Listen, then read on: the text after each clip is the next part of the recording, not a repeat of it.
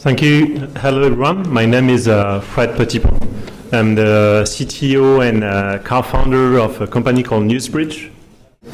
And the goal of Newsbridge is to help every media sports rights holder to find the key moment through petabytes of archive or live streams.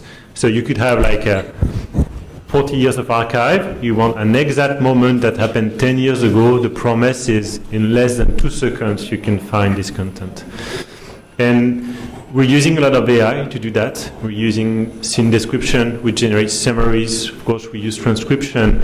And one particularity that led me to also create this presentation is, of course, AI is working great in Western countries, especially in English.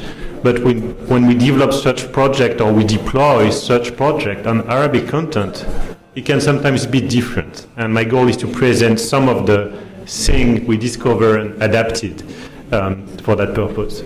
Generative AI is today shaping the way we tell stories. And it's important because datasets that are used to train algorithms will impact the future of storytelling.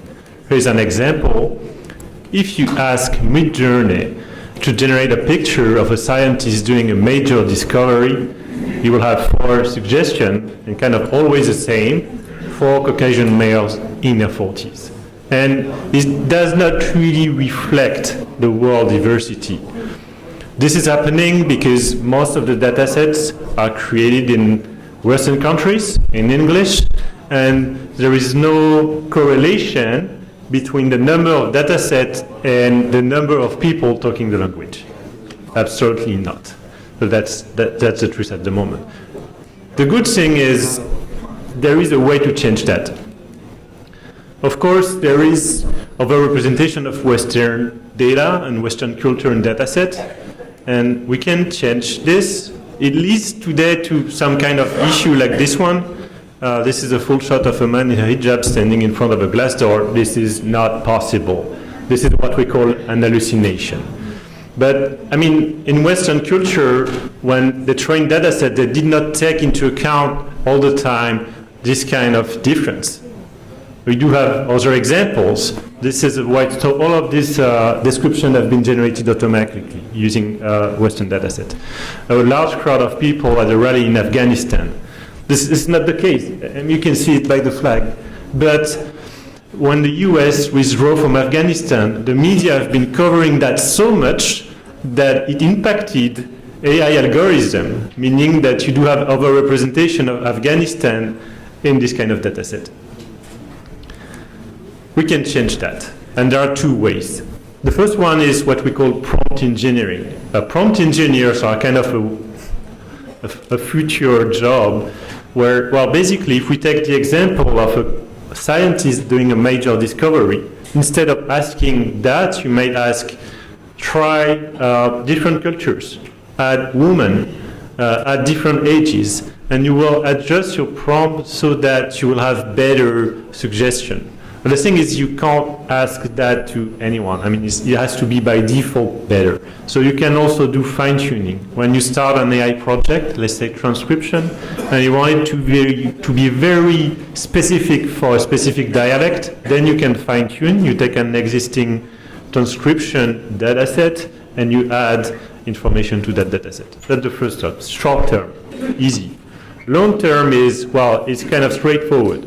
We need to make more data set from different culture open to researchers, open to the world. And we do have good examples, actually, of that working. The more you take into account different cultures, the more you can have an AI that is accurate. So I'm taking this example of King Abdullah from Jordan from the last COP27 last year. We know most of the time when he's doing a public speech, he's starting in Arabic, and then at some point, you never know exactly when, but he's going to move on to English. So since we were able to recognize his face, we know he's speaking the 2 languages at least, and at some point he's going to move to another language. So we split each of his segment, each of his sentence, we try to detect the language, and we choose the right language.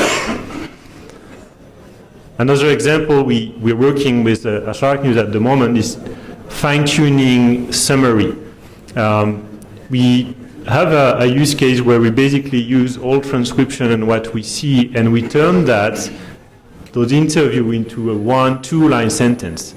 And then when you do that, there is an idea of how do you choose the right editorial tone? Because ChatGPT has an editorial tone. It has one, but you do not control it. So in that case, what we did is use around 300 hours of transcription and the associated summary, and we could fine-tune the output so that it was matching the editorial tone of Shark News. Another example of multimodality is that one. What we call a modality is a feature. Face detection is a modality. Transcription is a modality. GPS coordinates are a modality. And the thing is you can merge all of that together to improve the description so that instead of just being one football player celebrating his goal, we know this is Al Jaber celebrating a goal during the World Cup in 2006. And it makes AI description way more accurate and impactful for the future. So as we build and we use more AI, we need to take into account when we deploy such project, we need to make sure it fits with the cultural environment we're using. And my message is pretty simple. Actually, when we build such project, we deploy such project, let's open more dataset to the world, more dataset to the research community.